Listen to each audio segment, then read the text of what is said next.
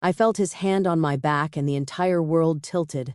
It wasn't supposed to mean anything. It was just a casual touch, the kind people do all the time at dinner parties when they're trying to get past you to reach the salad bowl or grab another drink, but his hand stayed there, stayed pressed against the fabric of my dress right between my shoulder blades for 3 seconds, maybe 4, long enough that I stopped breathing, long enough that I felt the heat of his palm burning through the thin cotton, long enough that when he finally moved it away, I could still feel the ghost of it, there like a brand, and I knew in that moment that something had shifted, something I couldn't name and didn't want to acknowledge, but that was now sitting between us like a live wire.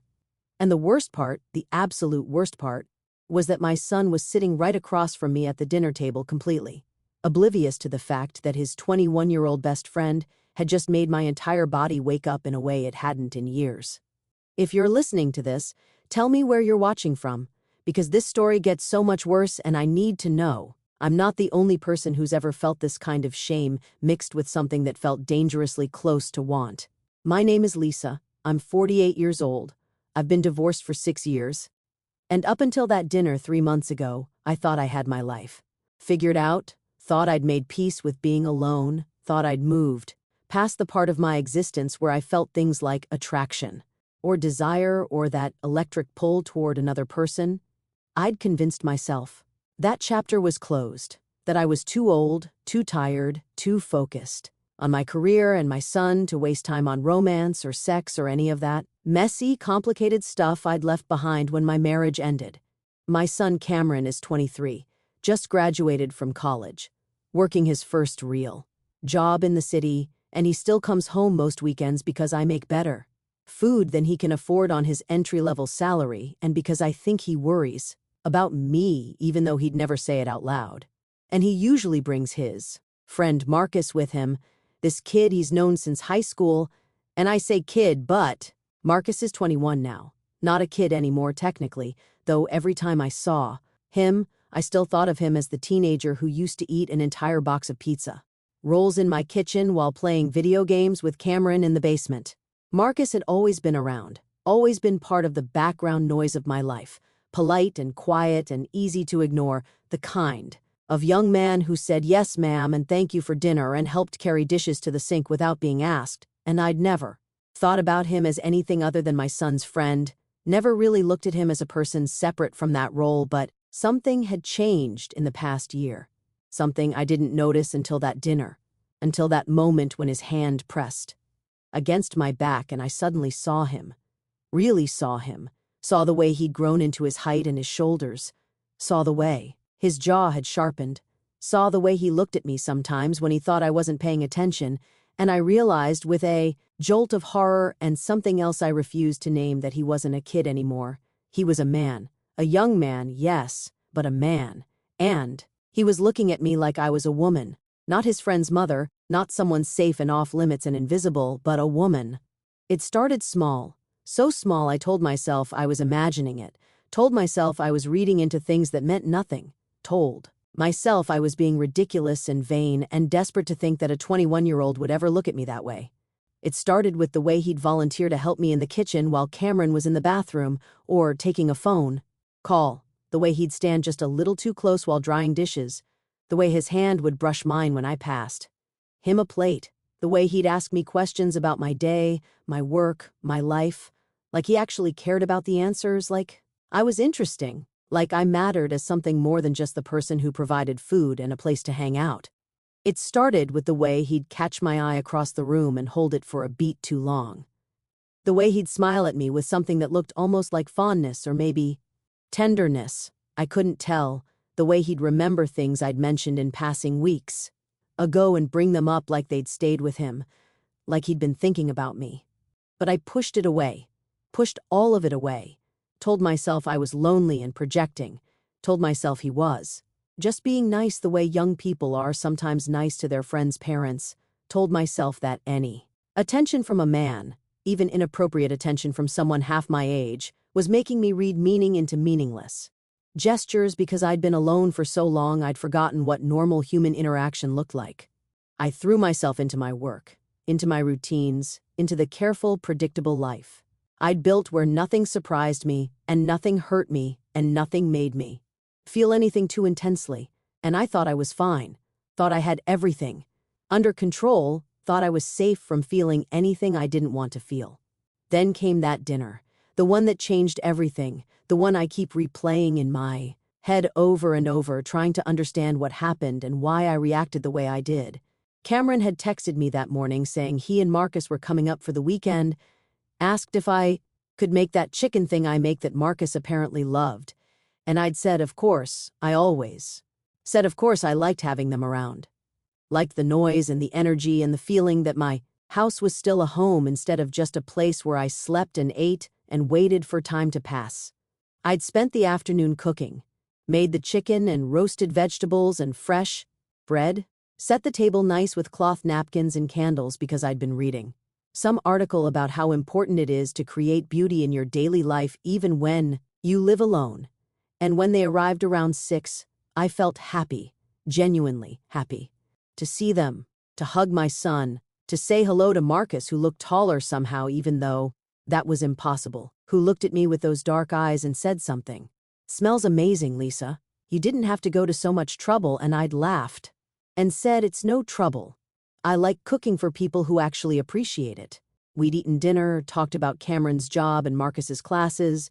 He was still in college, studying engineering or architecture, or something technical I didn't fully understand, and I'd asked questions and listened to their answers and felt like a good mother, a good host, felt like I was doing everything right, and then it happened. Marcus stood up to reach for the salad bowl that was on my side of the table, said, "Excuse me, Lisa," and leaned across, and his hand came down on my back to steady himself, and time stopped. I swear time actually stopped because I felt that hand, felt the pressure and the heat of it, felt it stay there longer than it needed to, felt it press just slightly. Not a grab, not anything aggressive. Just this steady, warm pressure that sent electricity shooting down my spine and made my breath catch in my throat and made heat flood my face and made me acutely aware of every inch of my body in a way I hadn't been aware of it in years. I didn't move, couldn't move, sat frozen with my fork halfway to my mouth while his hand stayed pressed against my back, and I don't know if it was really as long as it felt. Maybe it was only 2 seconds. Maybe I imagined the extra time, but it felt like an eternity. Felt like the whole world narrowed down to that point of contact between his palm and my body, and when he finally moved his hand away and said thanks and sat back down. With the salad, I had to take a sip of water to hide the fact that my hands were shaking. Had to force myself to breathe normally. Had to avoid looking at him because I was terrified of what I might see in his face, terrified of what he might see in mine. Cameron didn't notice, was talking about some project at work, completely oblivious to the fact that something had just happened, something I couldn't name but that felt enormous, and I nodded along and made appropriate noises, and tried to act normal while my mind was racing, while I was trying to figure out if Marcus had meant anything by it, if he'd noticed my reaction, if I was being insane to think there was meaning in a casual touch that probably meant nothing to him, probably wasn't even something he was thinking about while I was sitting here spiraling. And I hated myself for spiraling, hated that I was even having these thoughts about my son's friend, about someone young enough to be, well, not my son.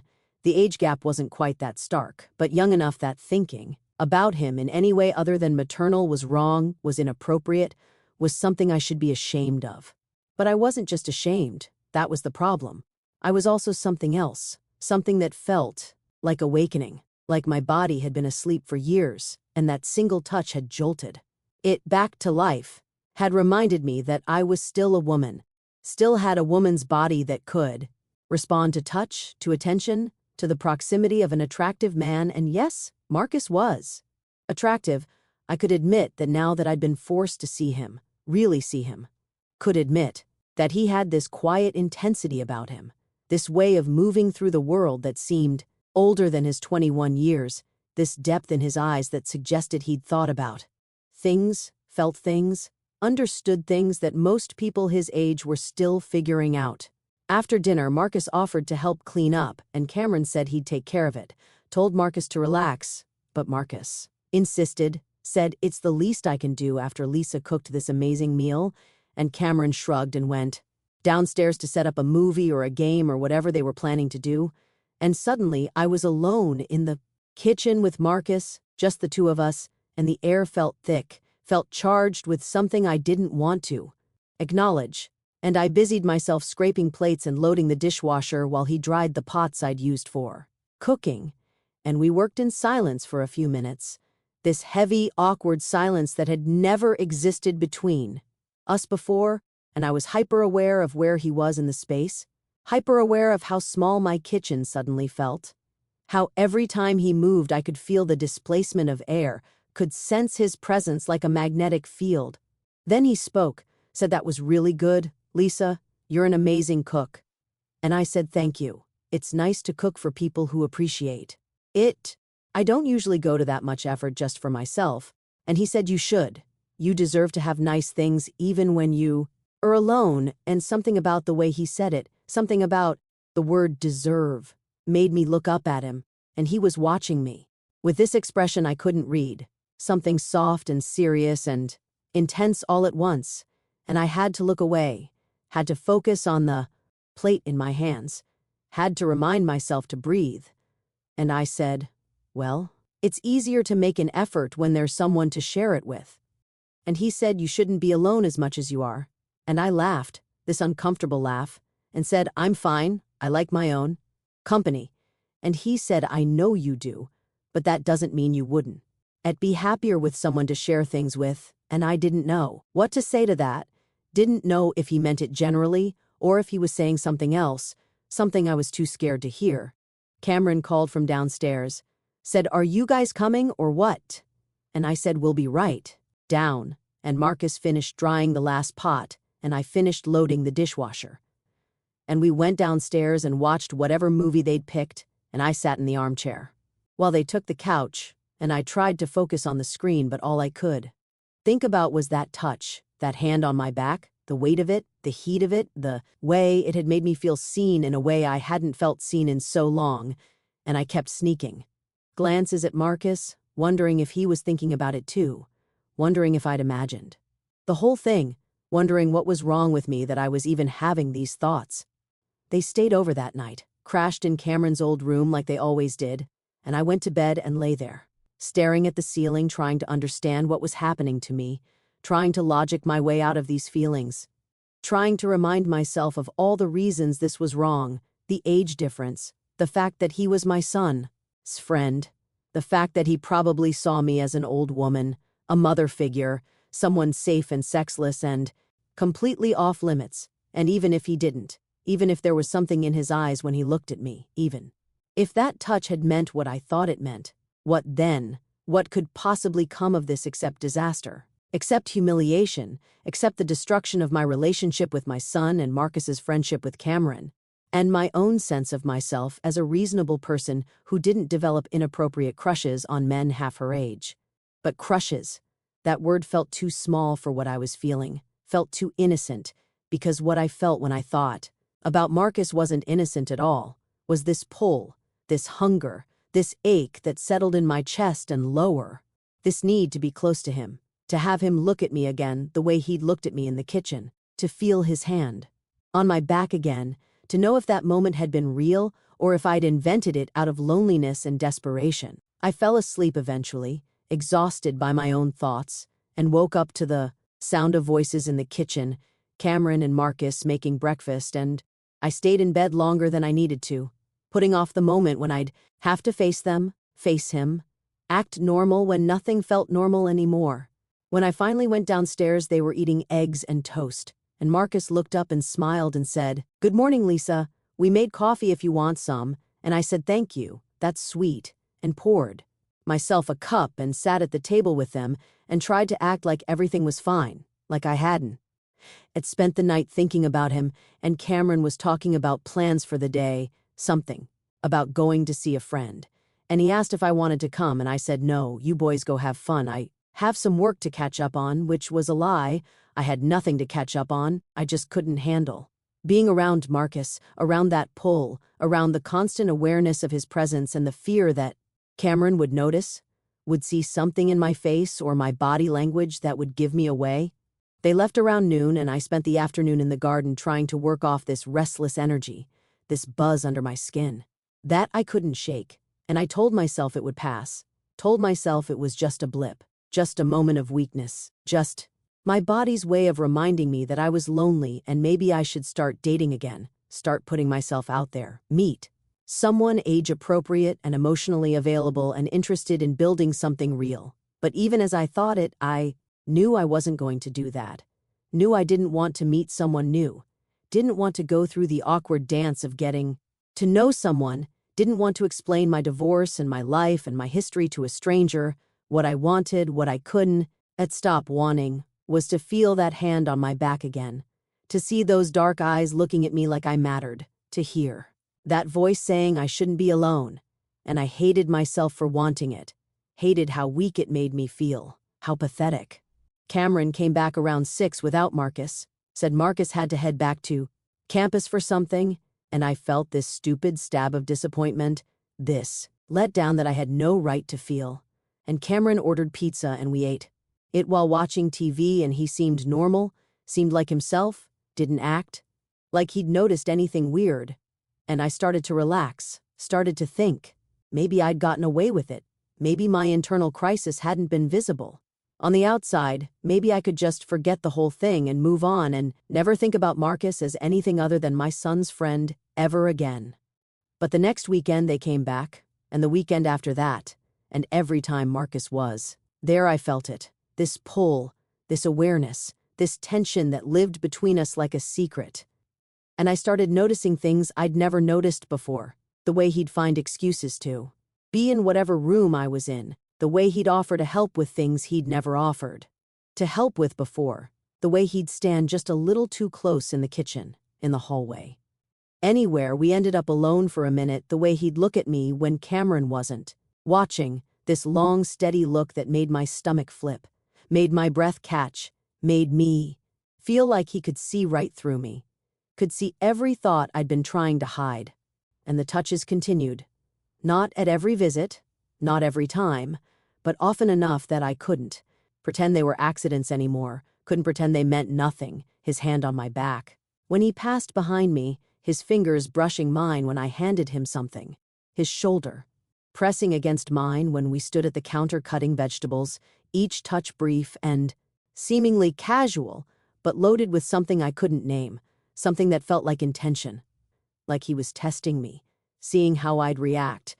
And I never pulled away, never said anything, never acknowledged it, just let it happen, and then spent hours afterward replaying it in my mind, analyzing it, trying to understand what he wanted, what I wanted, what any of this meant.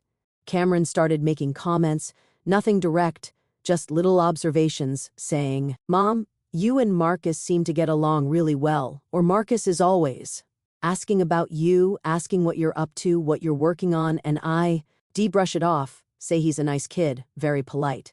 And Cameron would nod, but something in his face would tighten, something that looked almost like suspicion or concern, and I'd panic internally, wondering if he could see it, if I was being obvious, if I needed to pull back, create distance, protect myself and Marcus, and most importantly, protect my relationship with my son. But I couldn't pull back, couldn't create distance, because every time I decided to do it, every time I told myself I needed to be less friendly, less warm, less available, Marcus would do something that would pull me back in, would say something kind or thoughtful or funny that would make me remember why I liked being around him, would look at me with those eyes that seemed to see me, really see me, not as someone's mother, or someone's ex-wife, or someone who was getting older and invisible, but as a woman, as Lisa, as someone worth knowing and paying attention to.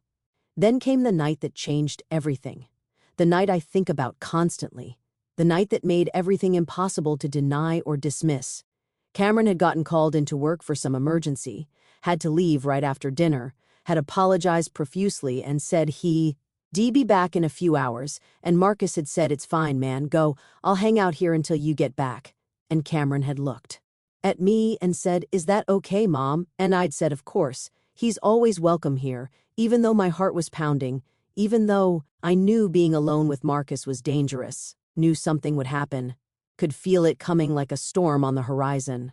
Cameron left, and suddenly the house was too quiet, too empty except for the two of us, and Marcus helped me clean up dinner, and we worked in silence again. That charged silence, and when we finished, he said, "Do you want to sit outside? It's nice out." And I should have said no, should have said, "I'm tired, I'm going to bed. You can watch TV or whatever." But instead I said, "Sure, that sounds nice." And we went out to the back porch and sat on the swing I'd installed last summer, and there was maybe 6 inches between us. 6 inches.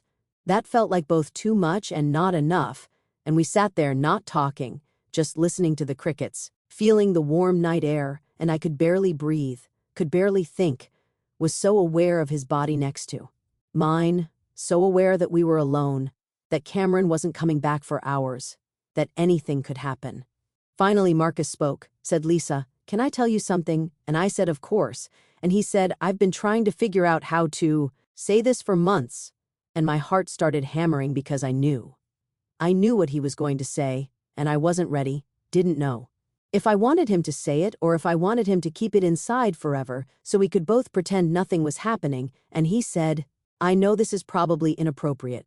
I know you're Cameron's mom and I'm his friend and there's an age gap and 1,000 reasons why I shouldn't say this, but I think about you all the time. I think about you when I should be studying or working or doing literally anything else, and I notice everything about you, the way you smile, when you talk about your work, the way you tuck your hair behind, your ear when you're concentrating, the way you laugh at Cameron's terrible jokes even when they're not funny, and I know you probably don't think of me that way, probably just see me as some kid, but I had to tell you because keeping it inside was killing me."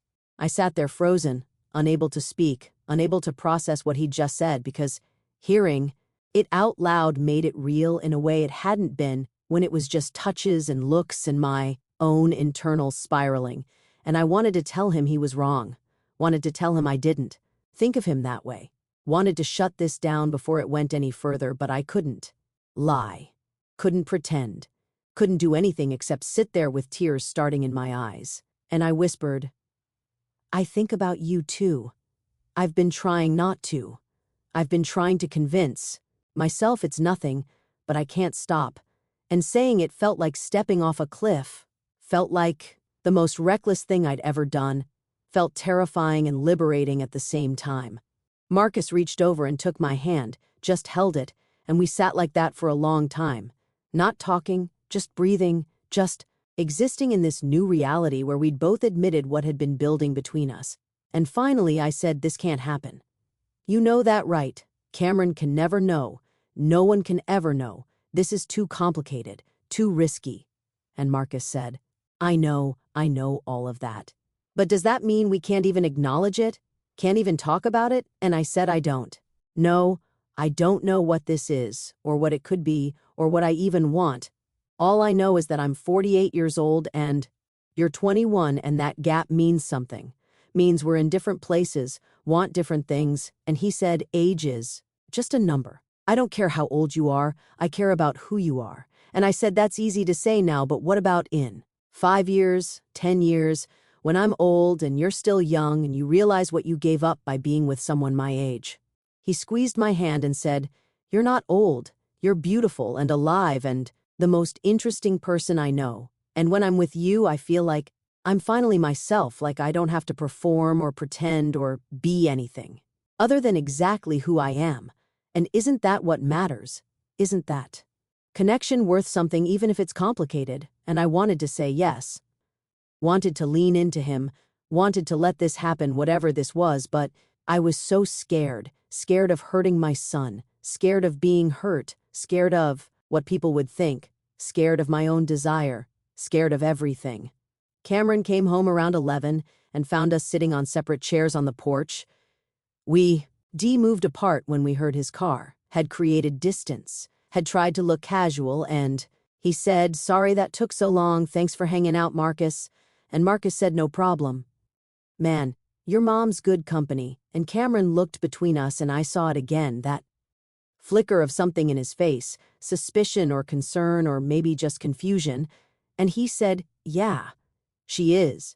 And I felt guilt wash over me, felt like I was betraying him even though nothing had really happened. Nothing physical anyway, just words and hand-holding and this overwhelming, emotional intimacy that felt more intimate than anything physical could have been. Marcus left shortly after, and I went to bed, and lay there thinking about his hand in mine, about his words, about the fact that he thought about me, wanted me, saw me not as Cameron's mother but as a woman, as Lisa, as someone worth wanting.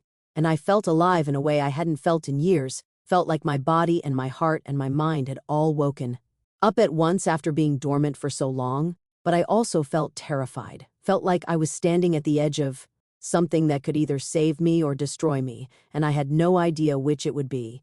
And when I finally fell asleep, I dreamed about him, about Marcus, about his hands and his eyes and his voice saying, "You're beautiful and alive," and I woke up aching, not just my body, but my whole self. Aching for something I'd convinced myself I didn't need anymore, for connection, for touch, for someone to see me and choose me and want me despite everything that made it complicated. The next few weeks were torture. Marcus started coming over even when Cameron wasn't around. Would text me asking if he could drop by to grab something he'd left, or saying he was in the neighborhood and wanted to say hi, and every time he came over we'd end up talking for hours, sitting too close on the couch or the porch swing, finding excuses to touch each other's hands or arms or shoulders, and the tension between us grew and grew, until it felt unbearable, until I could barely sleep, could barely think about anything else, and I knew we were heading towards something. Some moment where we'd either cross the line completely or have to step back and pretend none of this was happening. That moment came on a Tuesday night. Cameron was away visiting his dad for the week, and Marcus texted, saying he wanted to see me, and I should have said no, should have made up an excuse, but instead, I said come over, and he showed up at my door at 8 with takeout and wine, and we ate on the couch and watched a movie neither of us was paying attention to, and when the movie ended we just sat there in the dark, the TV screen black, and I could hear his breathing, could feel the weight of everything unsaid hanging between us. And he turned to me and said, "Lisa, I need you to tell me what you want, because I can't keep doing this. Can't keep pretending I'm okay with just being your friend, with just sitting close to you but not being able to touch you the way I want to touch you." I didn't answer with words, couldn't form words, just leaned in and kissed him, and the moment our lips touched, everything else fell away. All the fear and the guilt and the should-nots and the what-ifs, and there was just him, just this, just the feeling of his mouth on mine and his hands in my hair and my hands on his face, and we kissed like we were drowning, like we'd been holding our breath for months and finally could breathe. And when we pulled apart, we were both shaking. And I said, "This is crazy. This is absolutely insane." And he said, "I don't care. I've wanted this for so long, wanted you for so long." And I said, "We can't tell Cameron. We can't tell anyone. This has to stay between us." And he said, "I don't care about any of that. I just care about being with you." And we kissed again, and this time we didn't stop. Didn't pull back.